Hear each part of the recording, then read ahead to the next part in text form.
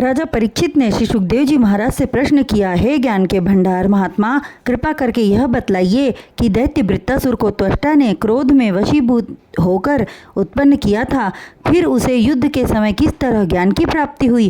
राजा के वचन सुनकर वे कहने लगे, हे राजन, वृत्तासुर पूर्व जन्म में चित्रकेतु नामक शूरसेन देश में राजा था। उसने 7 द्वीपों में राज्य किया। राजा चित्रकेतु के पास 1 करोड़ रानियां थी। वे धर्म कर्म करते हुए प्रजा का पालन करते थे, फिर भी उन्हें पुत्र रत्न की प्राप्ति नहीं हुई, जिससे वे अत्यंत उदास रहते थे। एक बार राजा चित्रकेतु के राजभवन में अंगिरा ऋषि पधारे। राजा ने उनका आदर सत्कार करते हुए आसन पर बैठाया।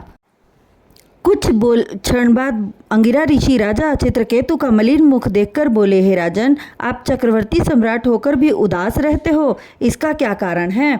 तब राजा चित्रकेतु ने अपने दुखी रहने का कारण बतलाते हुए विनयपूर्वक बोले, हे ऋषिराज, आपकी कृपा से मुझे सर्वश्रेष्ठ ऐश्वर्य तथा संपत्तियां प्राप्त हैं, किंतु एक पुत्र के बिना सारी संपत्तियां एवं सुख व्यर्थ लगता है। इसी कारण से मैं उदास रहता हूँ।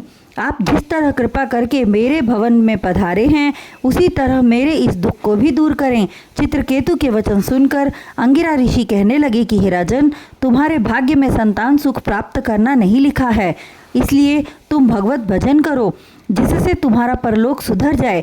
तब राजा चित्रकेतु बोले, हे ऋषिराज, पुत्र के बिना मुझे कुछ भी अच्छा नहीं लगता।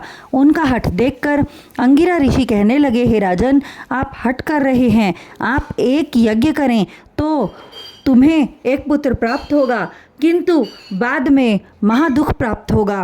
राजा चित्रकेतु ने कहा, हे महात्मन, एक बार पुत्र सुख दिखला दीजिए, फिर चाहे जो हो। तब अंगिरा ऋषि ने पुत्र प्राप्ति के लिए राजा से यज्ञ कराया और पूर्णाहुति के पश्चात शेष बचे साकल्य को प्रसाद स्वरूप राजा को देकर बोले, इस प्रसाद को ले जाकर अपनी एक रानी को खिला दें, भगवत कृपा से आपको पुत्र होगा। राजा ने वैसा ही किया। प्रसाद ग्रहण कर रानी गर्भवती हुई और 10वें मास में एक पुत्र ने जन्म लिया। राजा को उस पुत्र से अति प्रीति थी, किंतु राजा की अन्य रानियों के मन में सौतैया ईर्ष्या उत्पन्न हो गई, क्योंकि राजा पुत्र मोह में इतना अधिक लीन हुआ कि उन रानियों की तरफ देखते भी न थे। तब रानियों ने आपस में सलाह करके बालक को एकांत में पाकर विष दे दिया, जिससे उसकी मृत्यु हो गई। रानी कृतद्युति दुग्धपान दूध पिलाने कराने हेतु जब गई तो बालक को मृत देखकर रुदन करने लगी। राजा चित्रकेतु को जब यह ज्ञात हुआ तो रोते पीटते हुए धरती पर गिरकर मूर्छित हो गए। इतनी कथा सुनकर श्री सुखदेव जी बोले, हे राजन, स्त्रियां अपने पति एवं कुल का सुख नहीं चाहती, उन्हें अपने सुख मात्र से सरोकार होता है।